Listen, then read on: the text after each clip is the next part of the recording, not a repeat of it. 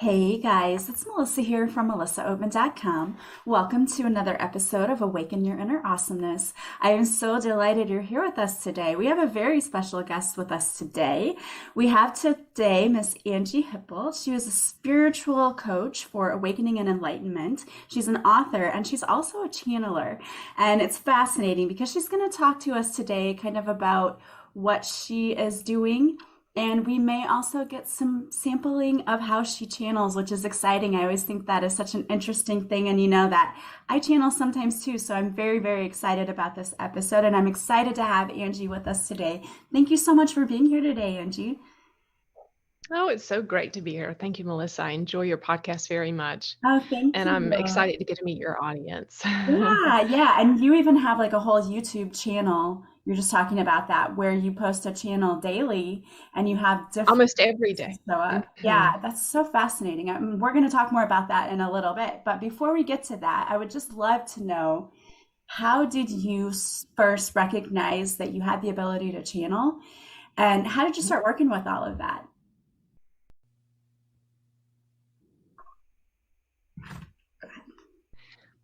Well, I would say that I believe that my angels and guides were, some of them anyway, that I'm working with today, were probably with me all along. And I had some different encounters as a young person, as a young wife and mother, that when I look back on it, I realize, oh, this was Judah, who is my primary spiritual connection, was at work in this particular time of my life, but they didn't really come barreling in, all guns blazing until at the tail end of a long journey that I had with COVID. I had long COVID for 2 years and I was very, very sick. Wasn't sure if I was going to make it. And I think that's sometimes a common thread with people, that there's some sort of that have psychic gifts or channeling gifts, some sort of trauma or life changing event that will bring the onset of these beautiful beings, and that can be a real blessing that comes from that. But I married young when I was 18. I had my first daughter at 19. I was married 27 years. We had three beautiful children. I was living life as a fundamentalist Christian mom. Also, I was in some of the more mystic realms of the charismatic church. So I had some angel encounters through that, and also some sense that there was some side of me that had access to higher knowledge. And because of the particular religious culture I was in at the time, I thought of that as a prophetic gift. And so that was kind of my experience coming into this whole channeling life. About 6 or 7 years ago, I had a series of unfortunate events, kind of like Lemony Snicket. My dad died. I was an only child. He died very suddenly. He left me with the family business, which was a car business that I knew nothing about. I was teaching school at the time and had two teenagers at home and a new grandbaby. Was married, working full time. And then I inherited this business that was 2 hours away, and I knew nothing about cars, and there were several families dependent on the income, and so everything just kind of went nuts. And I was trying to do a big codependent rescue and fix everything, in the wake of my father's death, and keep my family together and on track and provided for. And in all of that milieu, then my marriage started coming apart as well. And so I that began, it sounds tragic and all of that, but it really was a gift. I All of the roles that, kind of defined who I was: wife, mother, school teacher. Um, I was suddenly an empty nester in all of that time as well. All of those roles just didn't work anymore. Everything was kind of falling apart and unraveling. And in that, I began to have a real huge awakening and began to question everything that I thought I knew about God and the universe and how life worked and why I was here. And some people call that depression. Some people call it being suicidal. Some people call it a dark night of the soul. Some people call it awakening. I think that those times can really be whatever we choose to allow them to be for us. So, in that time, I began to really rethink everything. I really dropped all my religious affiliations in order to just start again and let God and the universe and whatever that was be a big question mark for me. And that was really a freeing point for me. So then, I got into, I was growing and stumbling along like we all do. I like to kind of, when I read Buddha's story, I really related because, it said that for 6 years, which is about the same time frame as my process has been, he just kind of stumbled around and tried all these different things that really weren't working. And he, was an aesthetic and just trying to figure it out. And he had a few little followers, and they were stumbling through different ideas about what it meant to be a spiritual being. And then finally, after 6 years, he was like, fuck this. This is not working. Nothing's working. And he just plopped down under the Bodhi tree and was just like, ugh, I'm done. And Yeah. it was then, that he actually, the story says he fell asleep and he had these dreams that showed him who the real Buddha, who he really was, and why he was here on the earth. And when he woke up, it said that he woke up as an enlightened being, and he was beaming this light. So for me, what I took away from his story is that all of my trying, I love to use the acronym totally resist yielding, my TRY trying, you know, I try, if there was something else, I would try it. If it was a gadget, if it was a meditation, if it was Reiki or, whatever it was, I was on board. I was going to try it. And all of that wasn't healing what felt like broken parts. The truth is, I wasn't broken at all. And you're not broken at all. We're not broken. We're just perfect the way we are. And so I just kind of like Buddha, I just sat down and just let it all go. I quit all my trying. I gave up. I wasn't teaching school anymore. I wasn't a wife anymore. My kids were gone. I didn't feel like a mom anymore. They'd all grown up and flown the nest. All my roles weren't working. I just gave it all up. I surrendered. And it was a great grace that came to me. And so in that time, around that time, I had contracted COVID, and I had long COVID for 2 years. And so I had gone into COVID as this really healthy 40-something. I could run 3 miles a day. I felt like I had all the strength and energy I needed, and all of that disappeared as well. And so I spent most of almost 2 years sitting in a chair doing nothing. I could rarely cook or do a little laundry. Maybe I could get up and down the stairs. And so it was another part of this undoing of all my trying. And suddenly I didn't really have any value to anybody. There was nothing that I could contribute anymore. And so there again was more of that deep, deep acceptance. There's nothing I have to do. There's nothing I have to be. There's nothing I have to try. I'm just perfect the way I am. I'm okay. And I'm lovable and deserve love, even if I don't have anything to give back or contribute. So this was sort of a lot of what I was going through, doing lots of meditation during that time, lots and lots and lots of meditation. There was nothing else I could do except knit. And I knitted until my fingers hurt. And so getting close to the end of about 2 years of this sickness, my oldest daughter was having her third baby. And I was mourning because I knew I couldn't be there for the birth. I didn't have the energy to get in the car and go. I didn't have the strength. So I was mourning that, and another place to surrender, meditating it, letting it go. And I could just visualize that sweet baby and just from my chair send love and grace for the birth. And I began to start feeling like I kind of knew this baby, like I could kind of sense the baby's presence with me. like I could feel what it was feeling. It was just a sense that I had. And I just kept meditating for that little baby. And about that time, my new husband, my second husband, who fortunately, fortunately is not the right word. It's been a great grace of my life that he and I both found love very, very late in life, and he is a profound spiritual teacher for me and for many others, and a great, great part of my awakening. And so we were just sitting on the sofa one night watching a channeler called Wendy Kennedy that we love. And he just looked at me and he said, "You could do that." And I thought, all right, well, there's nothing else that I could do while I'm just sitting here. So, okay, universe, if that's something you have for me, I'm open for that.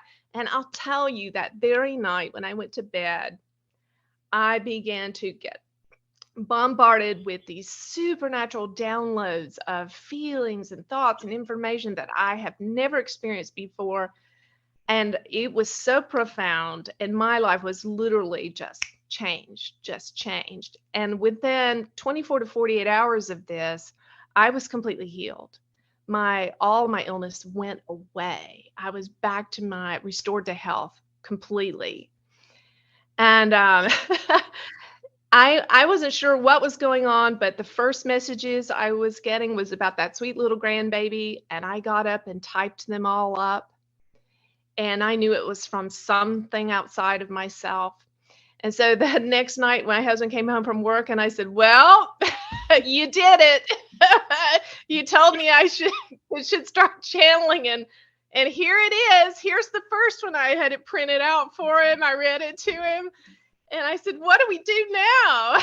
And so I sat down on the couch with him and I said, "Well, I don't know. Do they want to like talk through my voice or?" So we just sat there, meditated for a few minutes, and sure enough, this big, huge, booming voice came out of my mouth. And Judah has not lacked for anything to say since then.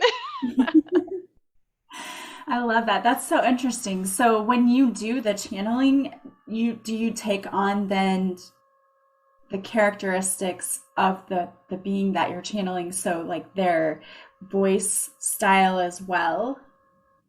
Yes, and we will definitely do some channeling while we're together. And it's been such a fun ride because it's like getting thrown into a new job at some place that is completely unrelated to anything you've done before, and you're just trying to figure it out. And Judah has explained everything along the way as we've gone. And what the first things they told us was just to introduce who they were, and they said that Judah is a collective of about 350,000 angel souls that work together in a unified whole, kind of like a swarm of birds is how they've described themselves, if you've ever seen a swarm of thousands of birds together.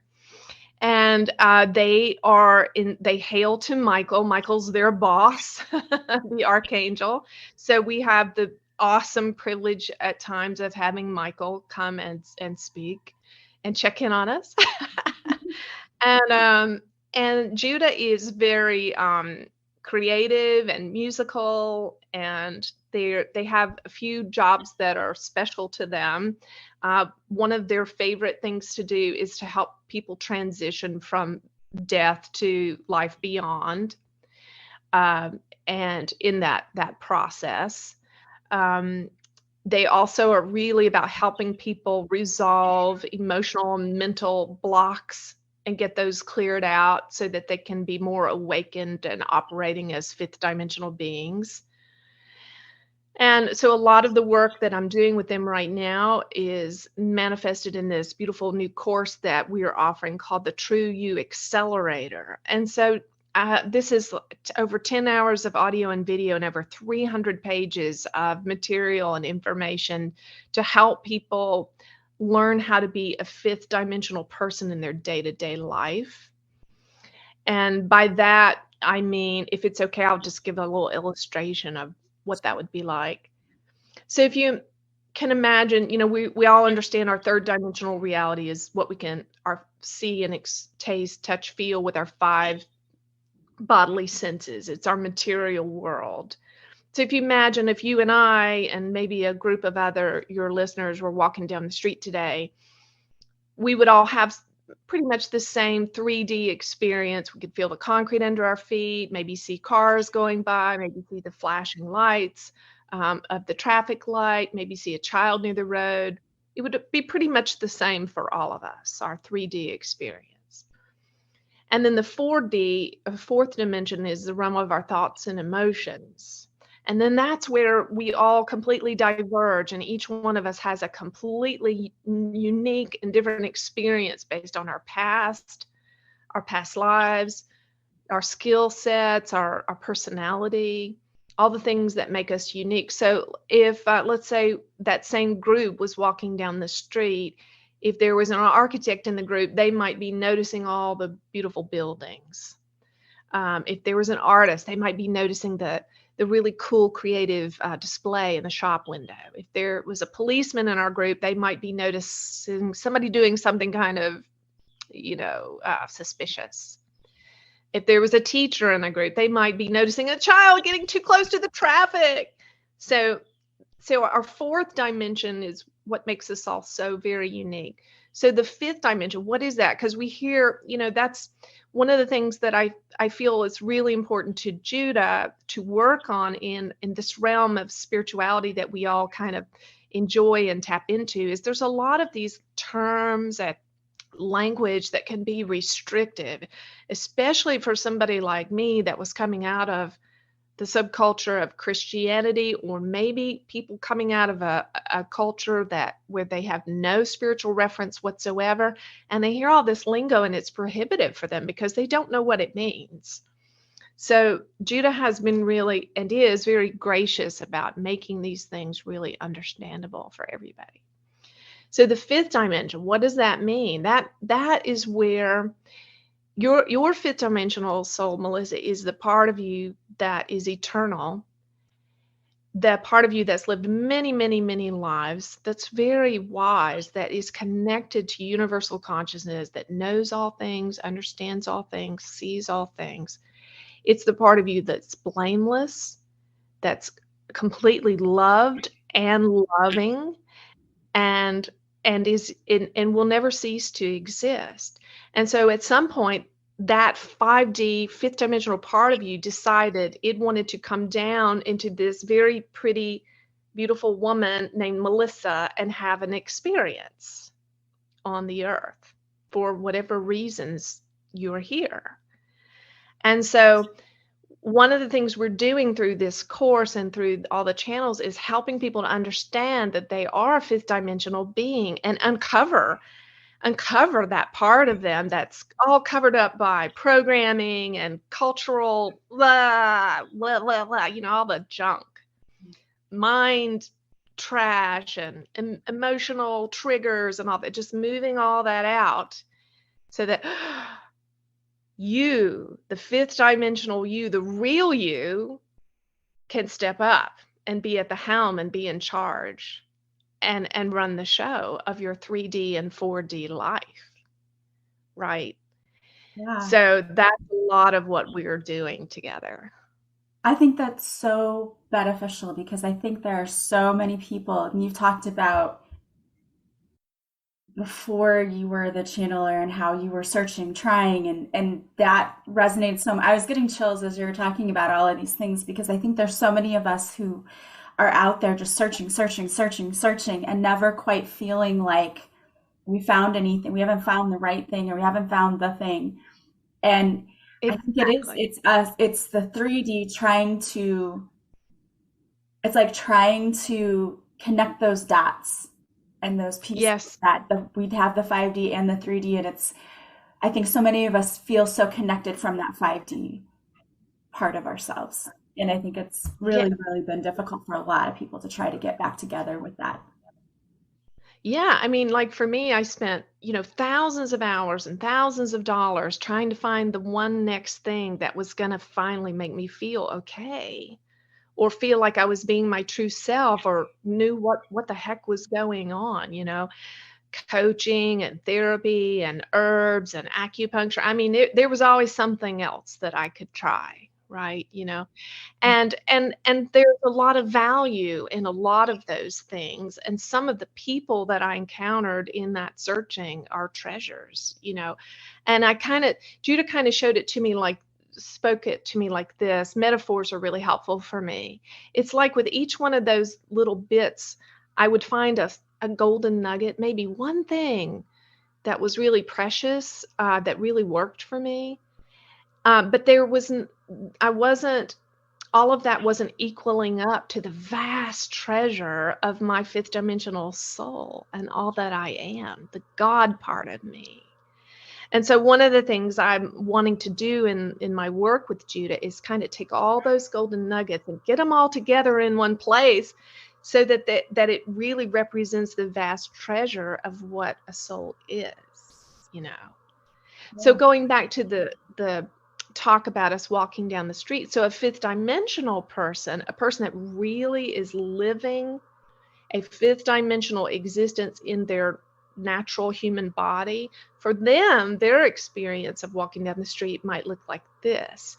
They would have an awareness that everything they see and everyone they're with is connected to them in some very real way, and that they can influence and shape all of that. All of that. So the fifth dimensional being might glance up at the office building they're walking by, and suddenly all the people working in the building feel refreshed in their work and purposeful. And maybe that fifth dimensional being sees the child standing near the road too close to the traffic, and suddenly the child just turns and runs away back to its mother. You see, a fifth dimensional being is impacting everything in their world, and they have this very real sense that they're creating their reality in every single moment, everything that's happening with them, they are creating it, even the crappy stuff. And this was one of the ways that my new husband, really helped to set me free. When I would be feeling fearful or sad or enraged, whatever was going on with me, he would not allow me to blame it on anybody else. He insisted that I bought the truth, that the truth was that I had created it. And it used to infuriate me. Yes.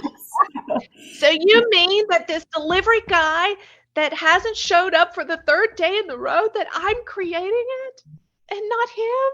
Yeah. Yeah. Okay, so let's look at that then. You raise an interesting point, and I totally buy into what you're saying. I do believe that as well, and I understand how infuriated you must have been at your husband for trying to point that out to you. But okay, so if we believe then that we create everything, and we even create the reality of the people in our lives who are disappointing us or are causing us conflict, how do we then, if we're these beings who can create our reality, shift that? Mm-hmm. Mm-hmm. Well, we embrace what is. We just embrace it in complete and total surrender. Now that sounds and I'll just say on that note, I spent a lot of years in 12-step, and I'm very grateful for 12-step. But it used to infuriate me that they would say, let go and let God, because I thought, well, how in the heck do you do it? Yeah. How do you do it? So let me give you an example from my own life to kind of answer your question. So when I was sitting in that chair for 2 years, being basically nearly an invalid and living no sort of productive life at all, if you had asked, I had to accept that I was creating that. Well, that was infuriating to me, because here in my mind and also in part of my heart, I did not want to be sick. I wanted to be well. I wanted to be healed. If you ask me, do you want to be well? I'd say, yeah, heck yeah, I do. Okay, so the truth of my 5D soul in those times was, I am completely whole. There was nothing lacking from me. Even though my body was ill, in the 3D, my body was very, very weakened state. My soul was still vast, whole, unharmed, with no disease, you see. Now, my 4D, my mind and emotions during that time were split. This is where we get stuck. I was split. My 4D didn't, there were parts, part of my mind would say, yes, I want to be healed, I want to be whole. But there were parts, very deep, subconscious parts that did not. So let's talk about that. See, I wasn't aware that there were parts of me that did not want to be well, and that those parts were sabotaging my manifesting. And this is the biggest question I get from folks in my work, is that they want to know, why am I still manifesting this shit that I don't want? So here's part of it. So in that moment, I had to buy the truth, listen to my husband. There was a part of me that didn't want to be well. Well, my mind would say, well, that's crazy. Of course I want to be well. But the fruit of it was I was still sick. So if you got the fruit, you got the root, right? If you got apples, there's a root to the apple tree. So if you got fruit, there is a root. So when I really meditated and pressed into it, the truth was, I was in my mid-40s. I had worked so hard as a wife and a mother raising 3 kids. I worked full time. I went to school on nights and weekends and got my degree and then my master's.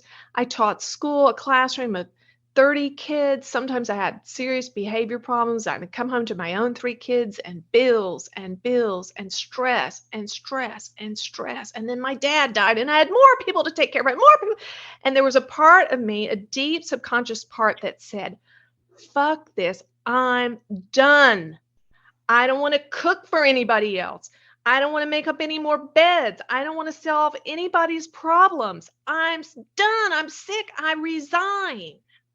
And that's part of why I was sick. There was a part of me that didn't want to be productive anymore. There was a part of me that didn't want to earn love, that didn't want to earn my breath or my place in the world. There was a part of me that wanted to sit in a chair and be left alone and not have any more requests to be filled, you see. So I was split. You see, in my 4D realm, there was a division there. There were parts that wanted to be well, and there were parts that didn't. And I had other payoffs. Not only did I not have to take care of anybody, but people were nicer to me because I was sick. Because people don't yell and scream at the sick woman, right? Yeah. So when we're manifesting something we don't want, we may be saying to ourselves in one part of ourselves, I don't want this. This is what I want instead. But there is a subconscious part that is attracting that. And so if we can allow the truth of that and love ourselves in that and accept ourselves and forgive ourselves and say, yeah, the truth is there's something I'm attracting here, and really just embrace ourselves in it. And, my son, he's 25 and he's struggled with addiction for many, many years and a lot of other peripheral issues with it. And a real shift has happened for me since this awakening and this work with Judah. And it's this. I have created this reality, this dynamic with him in some way. And I believe for me, it's this. He's showing me something, a part of myself. He's showing me a part of myself that I have yet to fully embrace, fully love, fully forgive, fully accept. And it's the part of me that's a black sheep. It's the part of me that doesn't want to have to do the right thing all the time. It's the part of me that doesn't want to be responsible and all of that. And so when I interact with my son, I know that I'm looking in the mirror. And he's showing me some stuff about me. Because we're all one. We say that, and it's kind of one of those memes that is sometimes cool and sometimes it just makes you want to throw up, right? Yeah. But if it's true, and I think it is, then my son's showing me something about me. And when I love him exactly the way he is and he doesn't have to try anymore, doesn't have to change anymore, I can really embrace him. I believe that I then that's another diverging point that I had that took me out of 12 step. You know, the 12 steps teaches us that we're powerless over others. We're powerless over alcohol. We're powerless over drugs. We're powerless over whatever these other people and places and things. But I don't believe that. I believe that my fifth dimensional, that me as a fifth dimensional being, when I'm connected to all the billions of beautiful, powerful, enlightened beings out there, I absolutely believe that we can influence and change others. Absolutely. I love that. I'm getting goosebumps as we're sitting here talking about all of those things. And I have a situation going on in my own life right now where as you're saying those things, it's starting to connect for me. And I think that's the most difficult part about being here is we think we don't have control and the feeling of not having control. And I think Yes. that that frustrates so many people. But in the way that you're explaining it, we have the power to recognize what others are showing us and what they're teaching us and just allow them to be who they are and what they need to do because we all came here to learn and we all have our own journeys. And so we kind of have made these contracts to be with people and experience the things we're experiencing for our growth. But Right. in the process, it's so damn frustrating. It is. It is. And, you know, rage has been a part of the relationship with my son. My kids were raised in alcoholism. And, you know, I was watching recently a documentary about Woodstock 99 and don't watch it because but at the end of it, you know, the kids were throwing things and burning things and just so angry. And I checked in with Judah, you know, why am I watching this? And Judah spoke to me really plainly because young people feel powerless and they are angry because they feel powerless. And so in our new age and in our spiritual seeking, whatever your tradition is, whether it's new age or Christian or whatever, you know, we do people a real disservice by expecting them to be good, you know, because the truth is all of us have some parts inside of us that are angry and feel powerless, right? Yeah. You know, and so, yeah, there's so much grace and there is so much real, authentic power in our 5D soul. It's real, it's vast, it's connected to, and going back to angels, you know, when I felt powerless sitting in that chair, when my body was powerless, when everything that my mind and every good idea that my mind thought it had to solve the problem had failed, and my emotions were sad and were giving up, then angels came. And they are like big strapping guys with power tools. They can just zip through whatever it is that's in front of us that's blocking our way and just clear it out. They're those guys that you call when the tree falls over your driveway and you can't get out of the drive, you're stuck. You can't even pull your car out. They just come and zip through that big oak and clear it out, and then you're on your way. And how do you do these clearings with people? You're a channel for them to work through you to help others clear away all of, because I truly believe most of us, we have a hard time because we don't even know what it is that's blocking us. Like we don't know, Right. we think we may know, and on the surface we know, like, oh, well, I grew up in a home where money was tight, and I heard that all the time. And so that's where my limiting beliefs around money, that's where that comes from. But then you work on that and you try to clear that, and then it's like you're still hitting obstacles because there's probably things on the subconscious level that we don't even know about that need to be cleared. Right.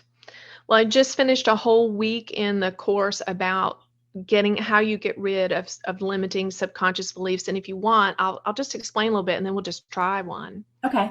if you're up to that. Yeah. So what I've learned through everything I've studied and heard is this: subconscious beliefs are very deeply rooted. There's some really common ones for all of us. I'm not worthy. I'm not good enough. There's never enough. They're very common, and you don't even have to really be aware of them on a mental level, and you don't even have to be aware of what exactly caused it. See, that's a place where our mind gets us in trouble, because we spend time trying to figure out where we got these unconscious beliefs. The easy way is, if you've got the fruit, you got the root. So if let's say that you've had money for years, you've made enough money to buy a new car, but you won't let yourself buy a new car. It's because you feel like you're not good enough. It's very simple to see that, right? So these have to be moved on a subconscious level, and they are energies. They're like little, what's that character on Lord of the Rings, golems? They're like little energetic entities, little miscreant parts inside of our psyche, and they are bound. They're emotional energies, and they're wrapped up in the wrapping paper of our thoughts and perspectives that we really need to protect. These are the things that we're trying to justify or argue about or defend or explain. If you can remember this acronym, JADE: justify, argue, defend, and explain. Whenever you're doing one of those four things, you know that there's some kind of, underneath that wrapping, there's an emotional pain. It's energy. And the great news is energy wants to move. You know that from Reiki. It wants to move. It doesn't want to stay. It wants to get out of your body and be released. So angels can do that through powerful, just energetic transmissions. They literally just grab hold of the energy and release it, and you'll feel it go. You'll feel it go, because you'll feel lighter, you'll feel better, you'll feel more blissful. Your emotions will be more regulated. They can do it in your sleep. Sleep is a wonderful way to do it. You just lay down at night. Let's say you had a big fight, let's say maybe with your brother or your spouse, and it was nasty, and it was just gunk. Don't think about it. Don't try to figure it out. Forgive him, forgive yourself. When you go to bed that night, you say, angels, whatever that was today, whatever that energy was that was happening between my brother and I ask you to tag it and treat it. I ask you to go right to the subconscious root of it and pull the whole thing out by the roots. And then you just lay your head down on the pillow and you enter your sleep, and you let them go deep into your subconscious and clear it out. And they will, and they do. I love that. I absolutely love that. So angels tag it and treat it. Tag it. And if you're in the middle of a moment, like let's say you're in the middle of the interchange, if you have the presence of mind, in it or after it, say, oh, angels, what this is, what's happening right now. Can you please tag this to be treated? And so it's like they put a bookmark on the page of what needs to be addressed, you see, so that it doesn't get lost or forgotten in all that milieu of stuff in your mind. And then that night they can address it. Or when you meditate, if you are a meditator and you can go into deep states of meditation, go for that. And there are so many amazing free resources for self-hypnosis. If you can find a quality self-hypnosis on YouTube that addresses the particular issue that you're struggling with, that will work. But see, the trick is our mind wants to think that we can just do another thing to fix it, or we can do more talk therapy to fix it. And talk therapy, one of the things that I pray for is that all the beautiful, loving, kind, compassionate souls out there that are counseling and coaching and that are doing therapy will begin to get a hold of this, that the work has to be done on the subconscious level so that they're not wasting people's time and their own. Yeah, I agree. Well, I love that. And I love that you also have a YouTube channel where you are posting a channel every single day. And you said so many different entities that are coming in to just give messages for people. So tell us a little bit more about that. Sure. So Judah is kind of like the host of the party. So over time, what we learned about Judah is that Judah is my oversoul, which is the family of angelic beings from which I decided to come to earth and be incarnated in this lifetime from them. And so I'm one of the angelic souls of Judah. And so Judah is like my higher self or my enlightened self or future self.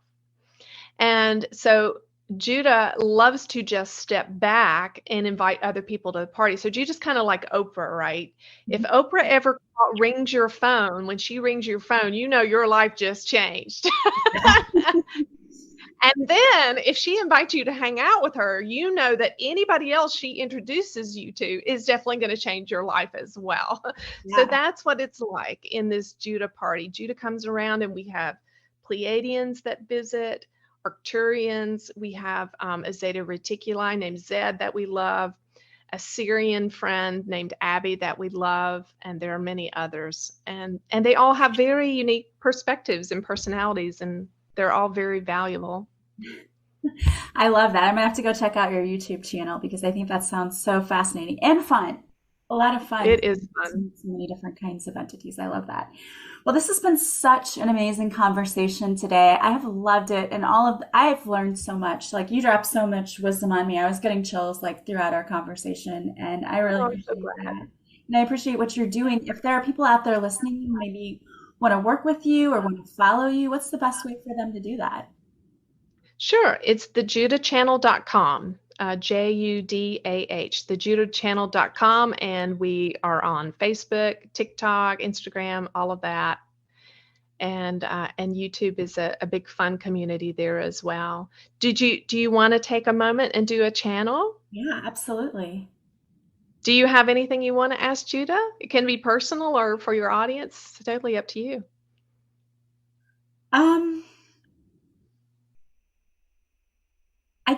Okay, so what would Judah like us as a collective to know right now? Okay. All right. Let's see what Judah has to say. Hello, dear. Thank you. Thank you for this opportunity and for your beautiful, sweet spirit, which is so open and childlike in wonder and appreciation and receptivity to truth. And we thank you for this platform. And we would like to expand it, dear. We would like to expand you and expand it and bring in more and more higher dimensional influences, more angels into your life. And yes, you will feel their physical presence in the room with you. You will feel it as warmth or heat or energy moving. And you may just ask out loud or in your heart for them to share their name and whatever they have come to share. And they will share with you, and you can trust. You can trust, my dear. You ask, what is it that you want yourself and your listeners to know? Trust, dears, trust, love and trust, love and trust. And we come not always with big booming sounds like we are through this vessel right now. Many times we come through simple thought impressions. You can trust the simplest of thought impressions that come to you. You can trust them as being your higher self, and in many instances being the thoughts and impressions given from angelic beings and other cosmic guides such as ourselves. And you will recognize them as being more than just your 4D mind, because the thoughts will set you free. They will make you feel lighter and higher and brighter and more of your best self. And so put some trust in that. That is what we would like to say in answer to your question. Have faith in what you cannot see. Have faith in what you cannot see, and let us give you that. Let us have the chance to give you evidence of our existence and our transformational power. How? Just ask for our help. Ask for our help, and you will find it. And you will see the physical 3D and 4D evidence of our work. Thank you so much. Really. You're so welcome. Thank you. It's so wild. I love that. So see, guys, bigger platform for me. Okay, I love it. All right. I love it. I love it. And Judah, by the way, and Melissa and I would both like to have a personal assistant. Thank you. Yes, yes. Thank you. And a housekeeper. Yes. That was so interesting. So very interesting. Thank you so much for channeling and for, again, all of the wonderful work that you're doing. I highly encourage everyone to go and check out your YouTube channel and everything that you're doing. And I would love to have you back anytime. This was such a great I would love to come back anytime. And there are personal sessions available on the website for anybody who's interested. Awesome. Well, if you can come back and we can do more channeling sometime, that would be fantastic. Anytime. You just let me know. I'll look forward to it. We'll bring our coffee and tea and we'll get to know each other a little more. Well, thank you so much, Angie, for being on the show today. My pleasure. Everyone, go check that out. I'm going to have the link to her YouTube channel and then website in the show notes, so you can go directly there. And I want to thank all of you for being here with us today as well. As always, please subscribe if you like this podcast or leave a positive review. Sharing the podcast with anyone you think might benefit is the greatest compliment you can pay me. And if you want to join us on Patreon, you can see the video of this interview and see how the channeling really looks as you're watching. It is so interesting to see. But I hope that you all have a beautiful day today from wherever you're listening. As always, I am sending you so much love and light, and I will talk to you soon. Bye, guys.